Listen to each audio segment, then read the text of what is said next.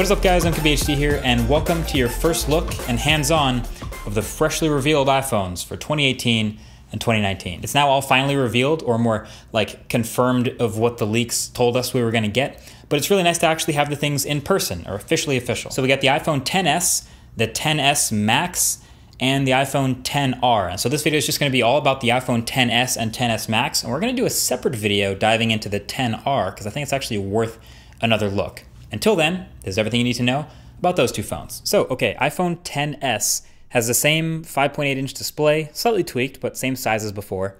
And the XS Max has a gigantic 6.5-inch display. It is a huge phone, but yet it's in the footprint that's roughly the same size as something like the Galaxy Note 9, thanks to the bezels being so thin. So two very different sized phones here. And then the new colors were confirmed as well. So same exact silver as the iPhone X last year, same exact space gray as last year, but then the new color for the S is this gold. So it looks pretty classy, I guess. I personally probably wouldn't get it, but there is only one way to tell on the outside that you have the new iPhone, and that's by getting the gold one. So you do you. And it's gonna be shiny and fingerprinty either way. So basically the XS is just the same size as the current iPhone X, but it's a classic Apple S update like we've seen in the iPhone before. It's a spec bump, some internal changes, but nothing drastic, and no new design. So the biggest spec difference that you're getting here is it's rocking the new A12 Bionic chip. It's the first 7nm chip versus the 10nm process from last year. It has nearly 7 billion transistors. All of this basically translates to it'll be a bit faster.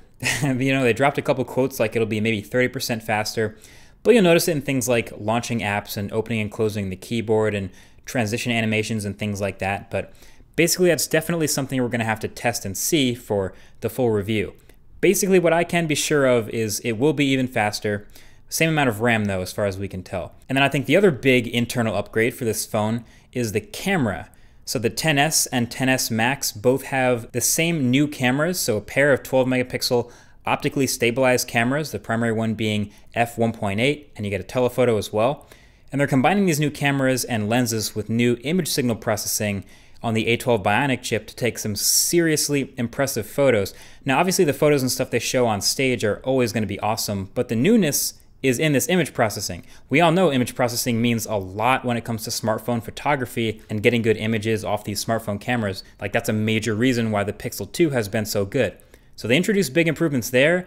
There's improved HDR called Smart HDR. There's better low light sensitivity, less noise, and a really impressive portrait mode. Now in portrait mode, you can go in and edit portrait photos to literally change the f-stop of the simulated bokeh. And it's really good looking. You can see the little lights in the background of the photos changing their blur level. And it's not just getting more or less blurry like straight up. There actually seems to be like a directional blur based on how far it is from the middle of the center of the subject. I was really impressed with it, and I can't wait to play with that more. And then there's a bunch of other smaller stuff. So there's technically a new front-facing camera, still 7 megapixels, but selfies will also benefit from this new portrait mode. And I'm curious, since it's software-based, if it will work with a software update to this year's iPhone X too, because they even worked with the iPhone XR, which only has one lens. Anyway, I'm really into that. And then it's also now IP68 water resistant. Believe it or not, last year's phone was IP67, so we're looking at better waterproofing. You can literally wash your phone off with water if you want to. The speakers are now louder and better. In an impressive way from what I've heard, they do a much better job with stereo audio separation and things like moving back and forth across the screen. And there's now dual SIM support. And then Face ID is supposed to get slightly faster thanks to the A12 Bionic, but probably not drastically. And there's also now a slightly longer battery life, literally 30 minutes longer on the XS and 90 minutes longer on the XS Max. I gotta find out the capacities, don't really know those yet, but they're not drastically bigger. But hey, better is better, I'll take that. And then last but not least, the new prices. It's going to start again at $999 for the XS and $1099 for the XS Max. So that got a lot of us thinking, like, is that enough of a change? Is this a big enough upgrade for some people? Honestly, it's not a most buy for the most people, especially if you have an iPhone X. I think the biggest difference you're gonna get is if you go with the bigger phone, the XS Max, but that thing's gonna be expensive. The 512 gig is gonna be $1449. Like, that's the world we live in now. But if you already have an iPhone X, this isn't some huge must-have upgrade. It's the classic, again, the classic S upgrade Apple does with the iPhone, and I got no problem with that. Between the smaller and larger, I'm definitely more into the larger phone. That's just me. But still, no design changes, same camera bulge on the back, same stainless steel and glass materials all around. The notch didn't get smaller or anything. The bezels didn't shrink, although the notch might feel a little bit smaller on the bigger phone. No 120 hertz display, no Apple Pencil support. It's just a refined upgrade and a new color. We'll have to see if it's worthy or not pretty soon as we work towards the full review. But my gut feeling, honestly, is I'm thinking that iPhone XR might be the real hit this year for Apple. It's a bit different.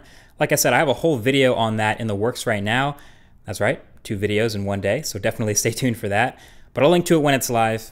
Until then, this has been the iPhone XS and XS Max. Thank you for watching, and I'll talk to you guys in the next one. Peace.